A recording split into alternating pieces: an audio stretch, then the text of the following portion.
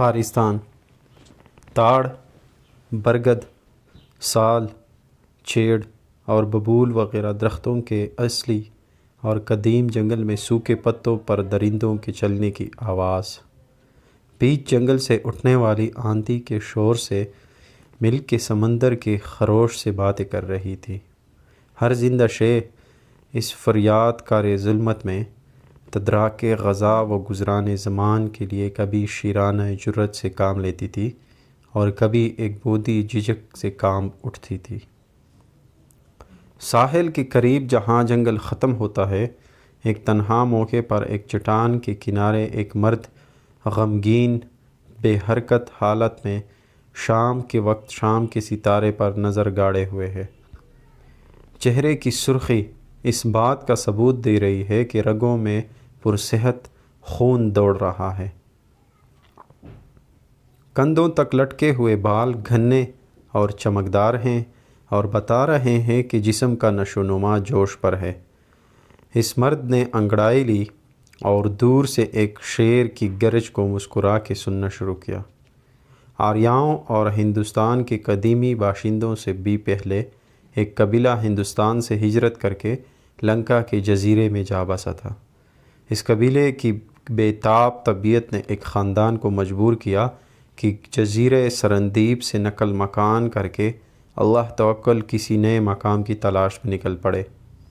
کچھ لنکا میں زندگی کی دشواریاں، کچھ قدیم انسان کی سیمابدار طبیعت، غرض کہ یہ سرندیپ میں بھی نہ ٹھہرے، چھوٹی چھوٹی کشتیوں میں سوار ہو کر اپنے تھی بحر ناپیدا کنار کے سپرد کر دیا۔ سمندر کے طوفانوں نے بہت سی کشتیوں کو غرق کر ڈالا۔ صرف ایک کشتی جس میں رئیس قافلے کا بیٹا خارا اور 7 آدمی اور تھے، جزیرۃ العرب کے جنوب غرب میں ایک خالی جزیرے کے کنارے آ لگی۔ عورتیں کچھ تو سمندر میں ڈوب چکی تھی، 2 ایک جو بچی تھی وہ مصائب سفر سے جاں بر نہ ہوئی۔ خارا کی عمر اس وقت 4 برس کی تھی۔ ان 7 آدمیوں نے جو اس جزیرے تک پہنچے تھے، اس قسمت کی ضد پر جس نے انہیں اس جزیرے پر لا پسایا تھا، اور گزشتہ پرلطف زندگی کی یادگار کے طور پر اس بچے کو نہایت چاو اور پیار سے پالا۔ کشتی میں جس قدر آلات و اسلحہ تھے، یہ لوگ انہیں لے کر نکلے تھے، اور سب سے پہلا کام جو انہوں نے کیا وہ یہ تھا کہ خارا کی حفاظت کے لیے زیر زمین غار نما ایک گھر بنایا اور ایسا انتظام کیا کہ اس میں بھیڑیا، چیتا وغیرہ کوئی درندہ نہ گھس سکے۔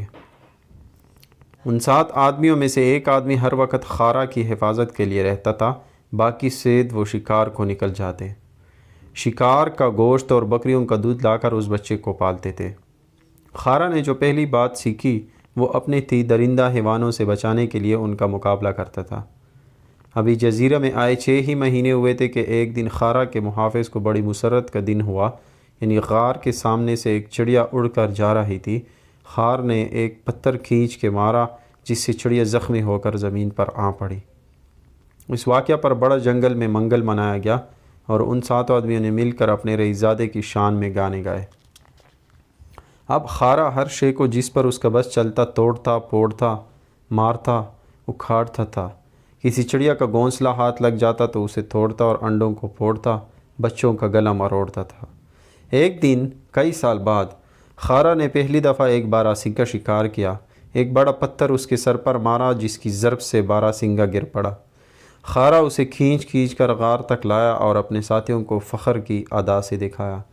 اس دن ساتھیوں نے پھر عید منائی اور خوشیاں کیں۔ اس باراسنگے کے سر کو غار کے منہ پر لٹکایا۔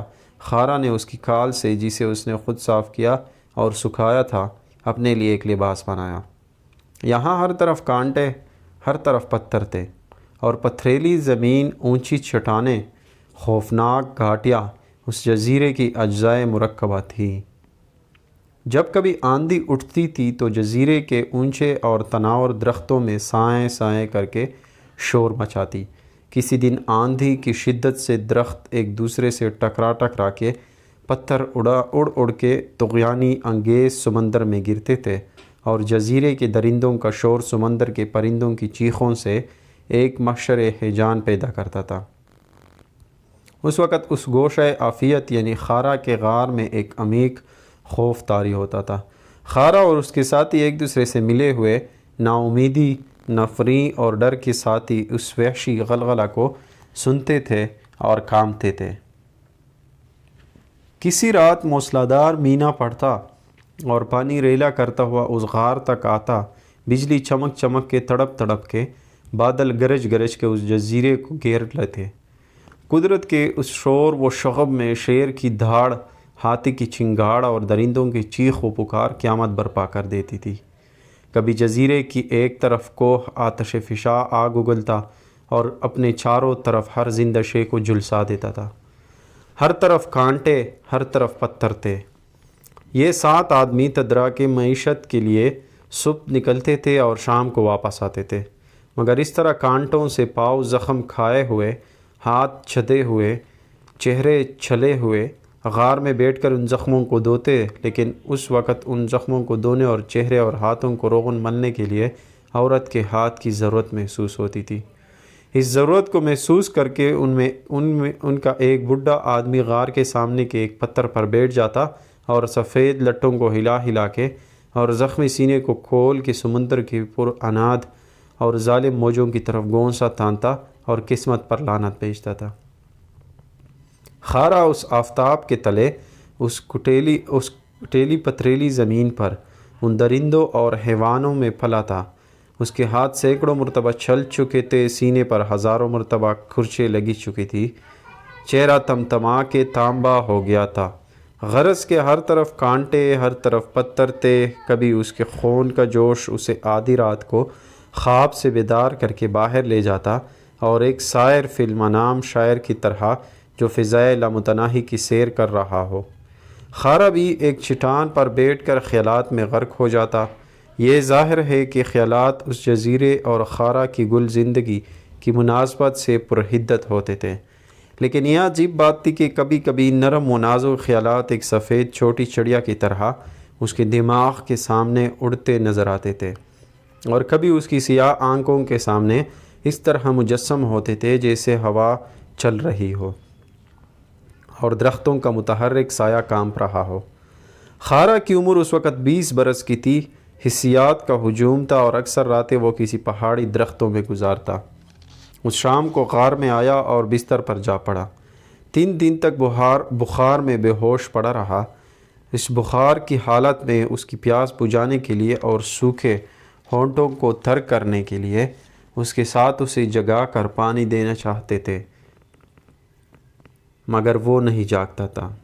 اس وقت وہ بڈھا اپنے سوکھے ہاتھوں کو جس میں رگیں ابری ہوئی نظر آتی تھی اٹھا اٹھا کے کہتا، آہ ایک عورت، ایک عورت، اور پھر خارا کی تیمارداری کرتا۔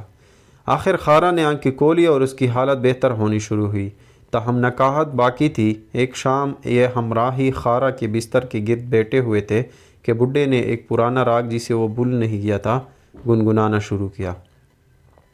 جینا تو ایک نیند ہے پیارے، پریم ہے اس کا سپنا۔ خارا نے پوچھا، جینا کیا چیز ہے؟ بڈھے نے جواب دیا، پریم۔ پریم کیا ہے؟ عورت۔ اس طرح خارا سوال اور بڈھا توضیح کرتا تھا، غرض کے نوجوان کو معلوم ہوا کہ زندگی میں کانٹے اور پتھر ہی نہیں بلکہ پھول اور خوشبوئیں بھی ہیں، چیرنا پھاڑنا ہی نہیں بلکہ ملنا اور گلے لگانا بھی ہے۔ اس کے بعد یہ نوجوان اپنے ہمراہیوں سے اکثر علیحدہ رہتا اور اکثر سوچا کرتا۔ دن میں اسے اکثر کوئی نہ دیکھ سکتا تھا۔ کسی تنہا جگہ پر نکل جاتا اور وہاں ایک مرمر کے ٹکڑے کو لے کر بڈھا کی بیانی کی ہوئی تصویر کے موافق ایک مورت بنانا شروع کرتا، جس کی پوری شکل اس کے خیال خانہ دماغ میں پھرتی ہوتی تھی۔ پہلے سر بنایا، پھر سینہ تراشا، پھر ہاتھ نکالے۔ اس جزیرے کی چٹانوں میں اور سمندر کے کنارے زمرد، الماس، لال، یاقوت وغیرہ چمکدار اور رنگین پتھروں کی کثرت تھی۔ خارا نے انہیں جمع کر کے اس مورت کی آنکھ سفید اور سیاہ الماس سے، دانت موتی سے، ہونٹ لال و یاقوت سے بنائے۔ ایک برس کامل اس شغل میں بڑی حرص اور بڑے شوق سے مشغول رہا۔ ایک دن ہمراہیوں نے آ کر اسے دیکھا اور بہت تعجب کیا، لیکن بڈھا ہنسا اور کہنے لگا، اچھی ہے مگر حقیقت سے بہت دور ہے۔ تاہم خارا کے لیے یہ مورت ایک بدیع خیال تھی۔ اس نوجوان نے اپنے حسیات کی تمام قوت اس مرمر میں صرف کی تھی۔ صبح سے شام تک نظر اس مورت پر گاڑے رہتا اور اس درجہ مستغرق ہوتا کہ ہمراہی کھانے کے وقت آ کر اسے جبراً وہاں سے لے جاتے، اور اس وقت بھی خارا مورت کی طرف ہاتھ بڑھاتا اور پرشوق نظریں اس پر ڈالتا۔ اس طرح مہینے گزر گئے۔ خارا پتھر اور سلے جمع کرتا تھا اور اپنے خواب و خیالوں کی تصویریں ان پتھروں سے بنانا چاہتا تھا، لیکن اسے خوف تھا تو صرف اس بات کا کہ بڈھے کے اعتراض اور استہزاء سے یہ بچے گی یا نہیں۔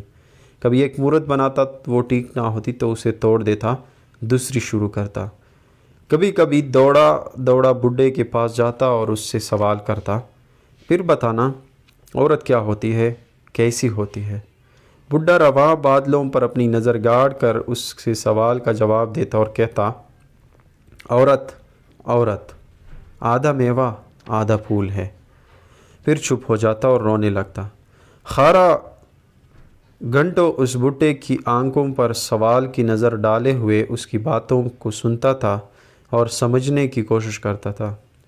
بڈھا اٹھ کر خارا کو لے کے جنگل میں ایک طرف جاتا اور کسی تاڑ کے نیچے دو جراکے اپنی گردن ایک دوسرے سے ملائے ہوئے کھڑے ہوتے، انہیں دکھاتا اور کہتا، دیکھتے ہو، سمجھتے ہو، بس۔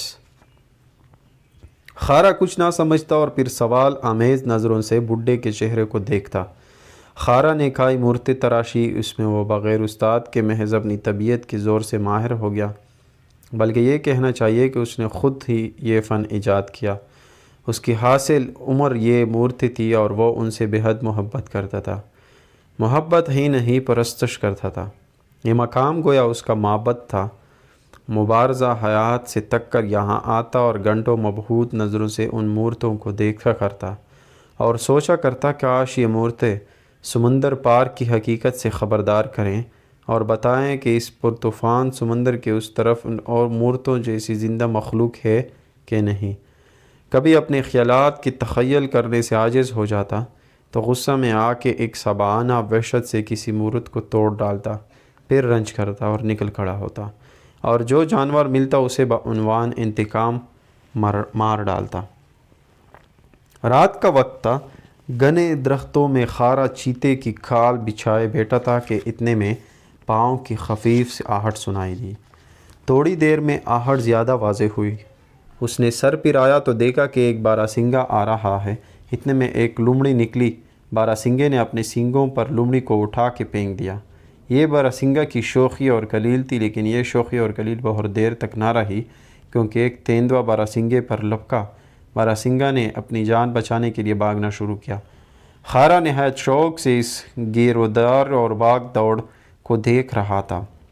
باراسنگا اپنی تمام قوت سے دوڑ رہا تھا، یہاں تک کہ تک کر اس کی رفتار میں سستی معلوم ہوئی۔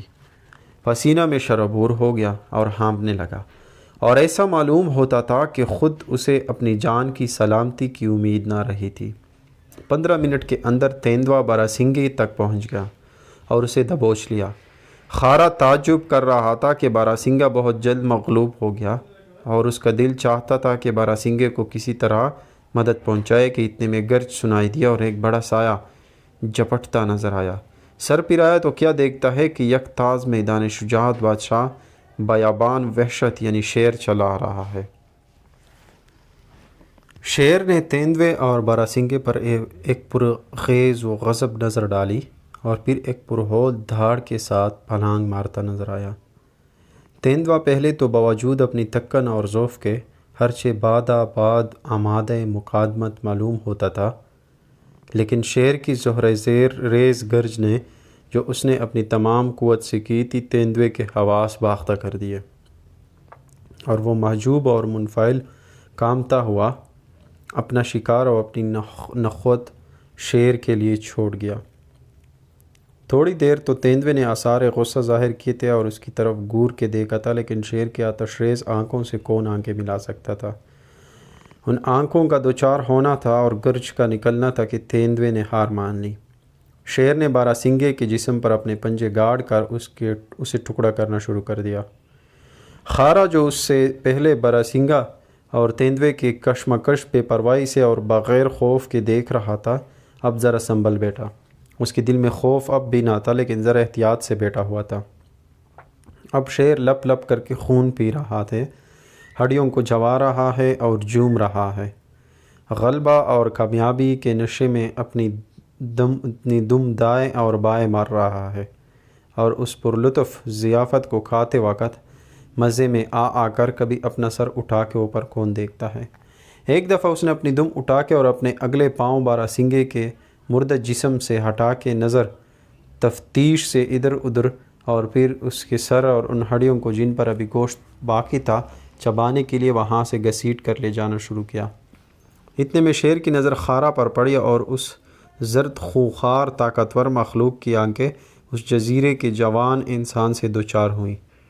آدھ گھنٹہ پہلے خارا اس احتشام مجسم اپنی یعنی شیر کو اس کی ہیبت اور طاقت سے متاثر ہو کر دیکھ رہا تھا، اور اس غالب مغرور کی دل میں عزت کر رہا تھا، لیکن اس وقت جب کہ شیر اس کے سامنے تھا، اس وقت ایک قدرتی جوش مقابلہ سے وہ اس کی طرف بڑھا۔ شیر بھی جاتے جاتے رک گیا اور شاخوں اور پتوں کو اپنے پاؤں کے نیچے دباتا، توڑتا اور کھڑ بڑھ کرتا ہوا خارا کی طرف چلا۔ غرض کی لڑائی کی ٹھن گئی اور خارا نے شیر کے بائیں طرف سے اس پر حملہ کرنے کی ٹھہرا لی۔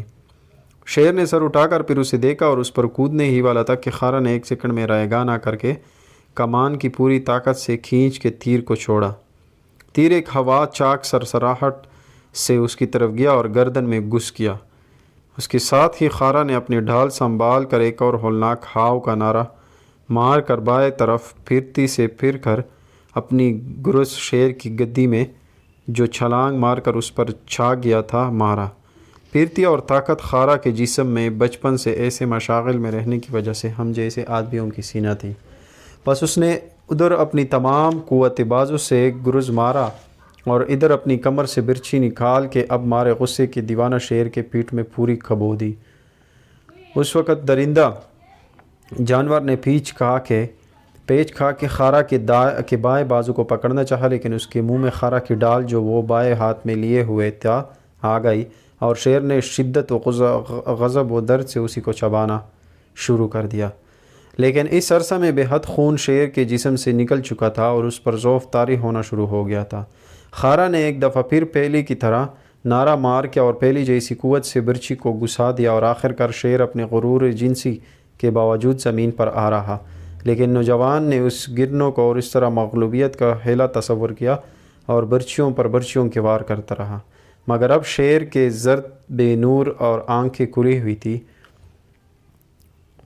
پنجے پھیلے تھے، منہ بغیر نفس کے کشادہ تھا، جس میں سے اس کے بڑے دانت باہر نکلے ہوئے تھے جو خون سے سرخ ہو رہے تھے۔ یہ وہی شیر تھا جس کی مہیب آواز اندھیری راتوں میں ہر جاندار کو کپکپا رہی تھی۔ وہی شیر اب اس کے پاؤں کے تلے مسکین حالت میں پڑا ہوا تھا۔ یہ خیال خارا کے دل میں گزرا تو اس کا سینہ ایک شریر غرور جلادت سے ابھرا، اور وہ ایک خود کام نمائش کے ساتھ اپنے تیر و کمان ڈال برچی اور گرز کو ایک جگہ رکھ کے نہایت فخر کی ادا سے شیر پر بیٹھ گیا، اور متخیل اور متفکر نظروں سے مشرق میں آہستہ آہستہ ابھرتے ہوئے نور پاش ماہتاب کو دیکھنے لگا۔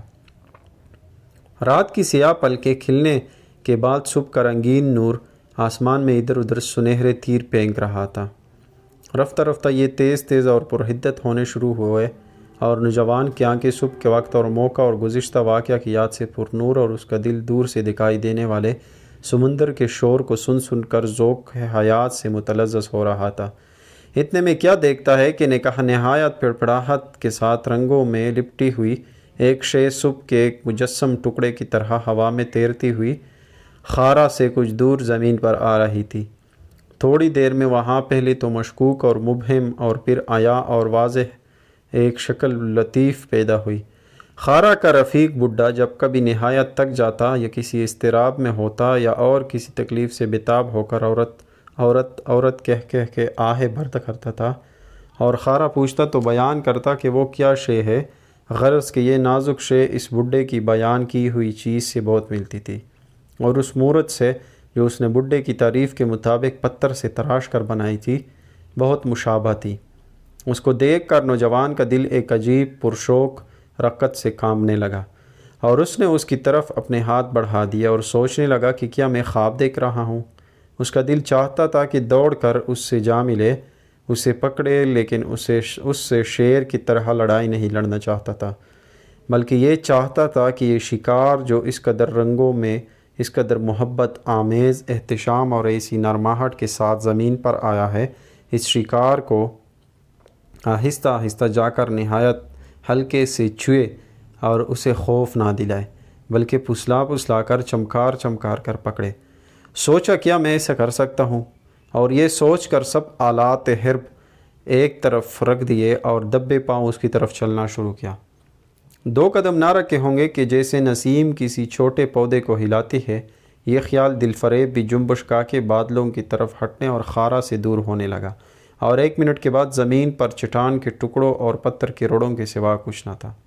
عمر میں یہ پہلی دفعہ تھی کہ خارا رویا، غار کو نہایت رنجیدہ حالت میں واپس آیا اور اپنے ساتھیوں کو ساری سرگزشت سنائی۔ ساتھیوں میں سے بعض کہنے لگے یہ خیال تھا، اور بعضوں نے کہا نہیں، تم نے خواب دیکھا ہے۔